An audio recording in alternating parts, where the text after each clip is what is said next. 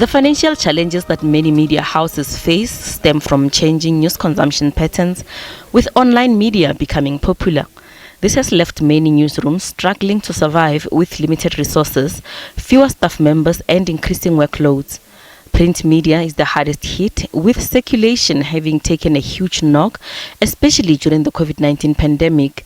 Sanef says the lack of resources poses a risk to press freedom.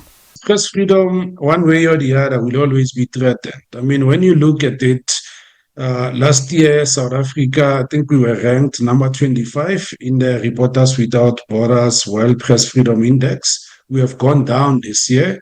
And the reason that we have gone down, the one threat that the guys at Reporters Without Borders have indicated is the lack of economic indicators. And what they mean there is that the media in South Africa is going through economic strains. So much as, we are part of the whole economic ecosystem, it's not only the media. Our economy in South Africa has been constrained for some time now. So there, those constraints, that lack of economic growth also filters down to the media, where we have seen less advertising, where we have seen less investments in the newsroom, where the newsroom has gotten smaller, but still, there's still a lot expected out of the newsroom.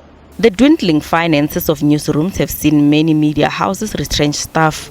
Sanef says 15 years ago, South Africa had about 10,000 journalists, and the number currently stands at about 4,500.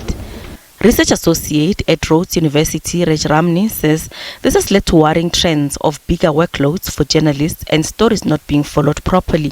He says while there is still quality journalism, there is often too much reliance on single sources and the official's version of events. One of the big things that happened was the collapse of the South African Associated Press Agency, SAPA. When SAPA failed, that meant that a lot fewer journalists to cover, and it failed over a long time, I think, but a lot fewer journalists to cover things happening out in far-flung areas. Roundup has taken up, some of that challenge, but you really need to, and of course, if the more newspapers fail, there's even less ability to cover things outside the main urban areas. So I think we're still fairly okay in the urban areas, but the threat is always that things are just not going to get covered. And I mean, already I noticed personally that many stories are broken but not followed up properly. South Africa is ranked 38 out of 180 countries in terms of press freedom by the Reporters Without Borders. The organization notes that South Africa guarantees press freedom and has a well-established culture of investigative journalism, but that in recent years, journalists have often been subjected to verbal attacks from political leaders and activists. Gloria Safako, SABC News, Johannesburg.